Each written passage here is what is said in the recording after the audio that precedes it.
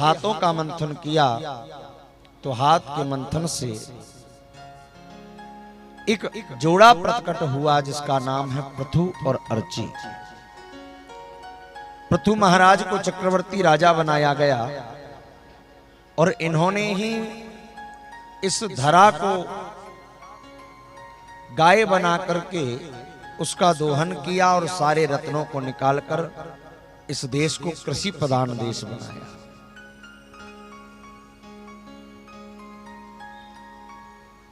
और पृथु की पुत्री होने के कारण तब इस धरा का नाम पृथ्वी पड़ा।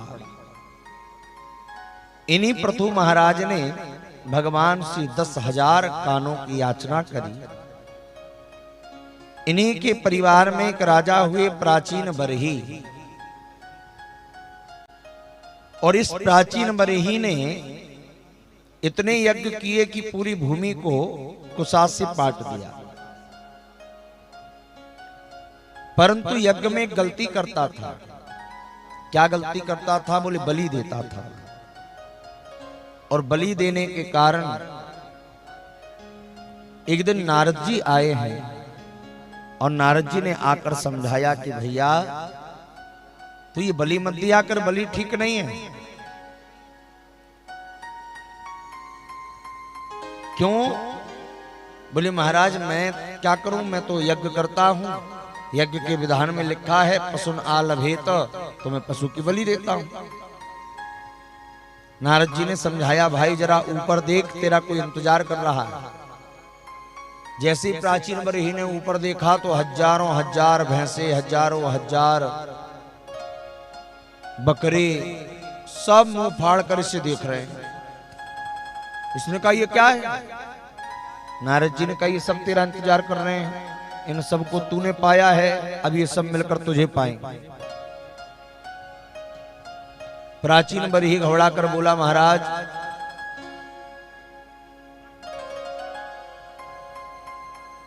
क्योंकि मैं तो मर ही जाऊंगा, मैंने इतने यज्ञ किए सब बेकार हो गए क्योंकि मैंने बलि दी थी।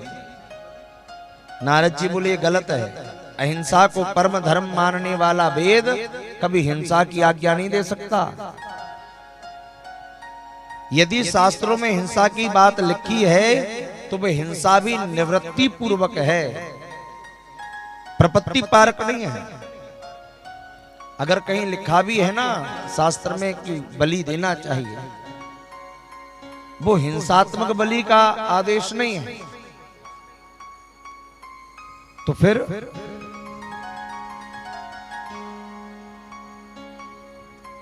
कई बार किसी चीज को रोकने के लिए कोई बात कही जाती है। पहले बहुत बलि होती थी तो वेदों में आदेश दे दिया कि भाई रोज पशु ना कटें, इसके लिए यज्ञ करो। यज्ञ में लिख दिया बलिदान प्रयोग। पर पशु ना कटे रोज, जैसे महीने में 30 जा रहे हैं तो महीने में एक कटेगा, 29 की जान बचे। जैसे कि दृष्टांत से समझो, एक आश्रम में एक व्यक्ति रहता था, उसे बीड़ी पीने की आदत थी। अब बीड़ी पीने की आदत थी तो बहुत बीड़ी पीता था। एक दिन गुरुजी ने समझाया बेटा बीड़ी मत पिया कर, गलत बात है। उसने कहा गुरुजी क्या करूं, छूटती नहीं है, आदत लगी है बचपन से। तो गुरुजी ने कहा बेटा एक काम कर, कितनी पीता है रोज? बोले गुरुजी दिन भर में एक बंडल तो पी जाता हूं। बोले काम करना, अब रोज मत पिया कर, हफ्ते में एक दिन रविवार को पी लेना। अब गुरुजी ने क्यों कहा ऐसा? कि जिसमें ये 6 दिन नहीं पिएगा, एक दिन थोड़ी बहुत पिएगा, धीरे धीरे वो भी छूट जाएगी। अब इसने जैसे तैसे 6 दिन तो निकाल लिए। जैसे रविवार आया तो 7 बंडल इकट्ठे लेके बैठ गया और बीच आश्रम में बैठ के दे धुआं ही धुआं। आश्रम के लोग बोले अरे तुझे शर्म नहीं आ रही, आश्रम की मर्यादा तोड़ रहा है। अरे बीड़ी पीना पाप है, आश्रम में नहीं पीना चाहिए, धूम्रपान ठीक नहीं है। उसने कहा रे गुरुजी ने खुद कहा है कि बीड़ी पीना चाहिए और रविवार को पीने के बड़े फायदे।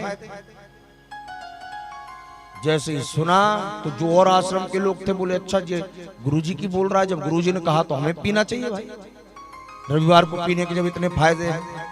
तो महाराज पता चला पूरे आश्रम के लोग बड़ी फूक रहे। गुरुजी आए, बोले ये सब क्या हो रहा है? बोले गुरुजी आपने इससे कहा था रविवार को बड़ी पीना चाहिए, बड़ी शुभ होती है। बोले अरे भैया मैंने तो इसलिए कहा था कि कम से कम ये पीना बंद कर देगा, सप्ताह में एक दिन पिएगा, पर इसने तो इसको ही कुछ और समझ लिया। तो कई बार हम कहते कुछ हैं, लोग समझ कुछ और जाते हैं।